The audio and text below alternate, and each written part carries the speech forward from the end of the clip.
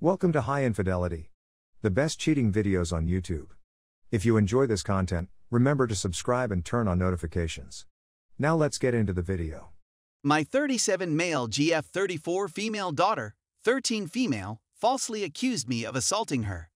Now I'm proved innocent. My GF wants to reconcile, but I'm not sure I want to. We've been going out for over 2 years. It was going really well, and due to the lockdown, we moved in together. She only has 1 kid, and I always felt we got along great. When I went home from work last week, I saw she and her kid were not there. I didn't think anything was weird at first, but then the police phoned me and asked me to come in and see them, which I did. Her daughter basically accused me of abusing her.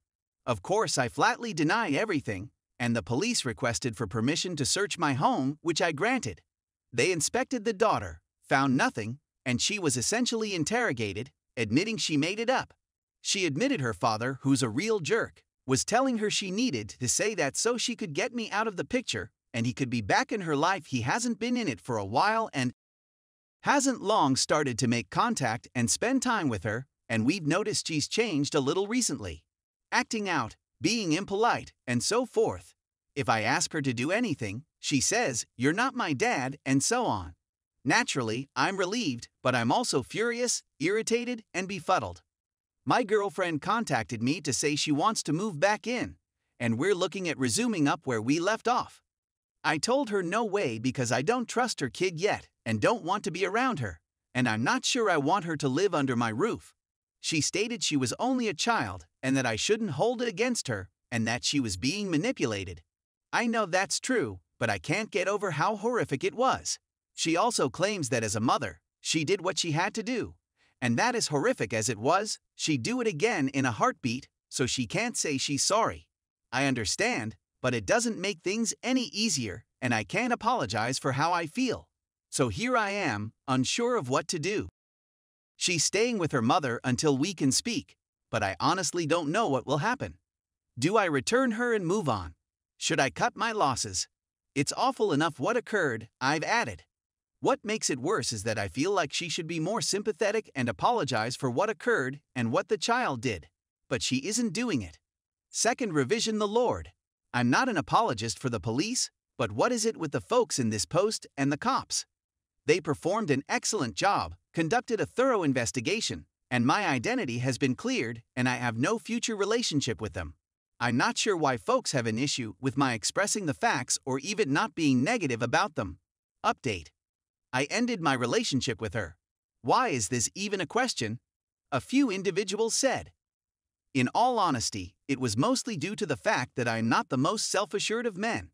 I don't have a lot of confidence with women, despite being told I'm a terrific person and a fantastic catch. I've only ever been in 3 serious relationships and active with 7 women, including her, and she couldn't believe it when I told her I'd been single for a long before meeting her.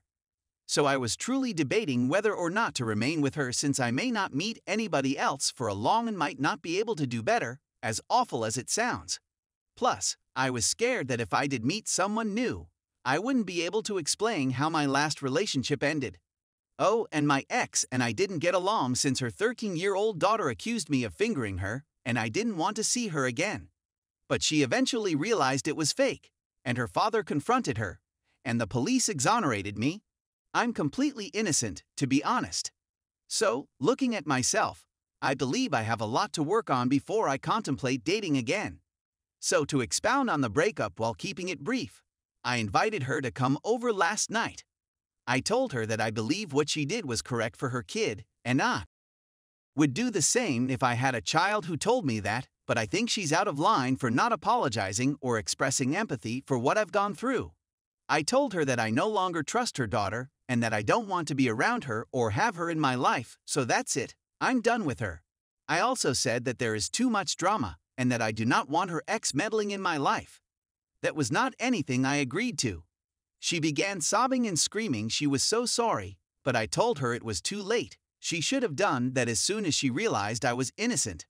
I urged her to go back to her mother's house and think about how she wanted her and her daughter's belongings returned, and to phone me in a few days when she's made a decision. More tears, but after a time she wondered whether it would make a difference if her daughter apologized. I replied, no, I don't want to speak to her again, and I'm particularly over her. I also stated why. Not only am I unhappy with her, but I also don't trust her. And what she did irritates me for another reason. When I was 7 years old, I was abused by an older male family member. It messed with my head for a long time. So seeing someone lie about something so nasty fills me with hatred. She, my ex, had no clue since I never informed her about it throughout our relationship. She would have apologized if she had known. That irritated me a lot. Why does understanding what I went through make me more deserving of empathy? Does the fact that I didn't wreck your boyfriend's life make me less of an apologist? I went on a tirade about it because I was so irritated. So after my outburst, I told her to go and that we'd speak about it in a few days about when she should start gathering her belongings. I'm conflicted, righteous in terminating it, yet sorry that it's over. We were wonderful up until this point. As a team, we really began to gel. There were many enjoyable moments. My dog misses them as well. When she departed, he sat at the door weeping. Edit. Just to get this out of the way, let's stop talking about you let the father win or he's won. He hasn't really won anything. He's estranged his daughter, his ex despises him, and the cops are hunting for him.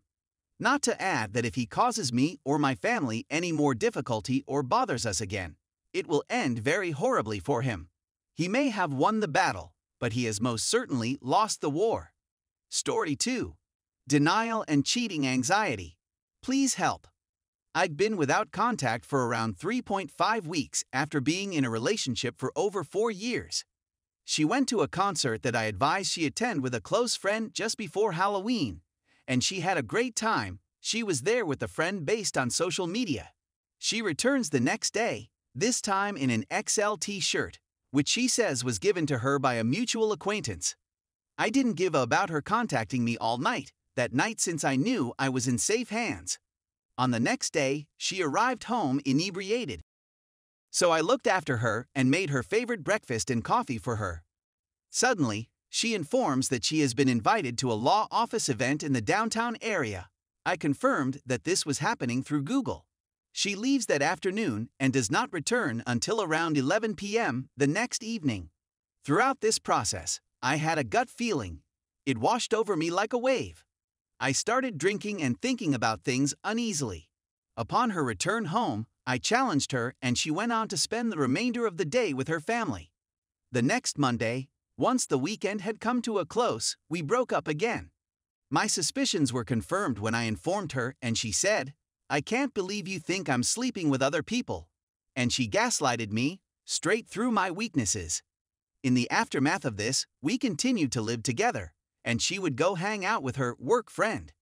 During this time, I realized she was cheating on me, and despite the fact that it has been a month since then, I am still devastated. I've recently moved out and am just living life on the go with no real direction.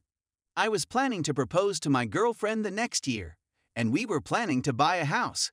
I'm at a loss on how to deal with my anxiety now that I'm no longer able to drink. Any suggestions on how to deal with this would be much appreciated.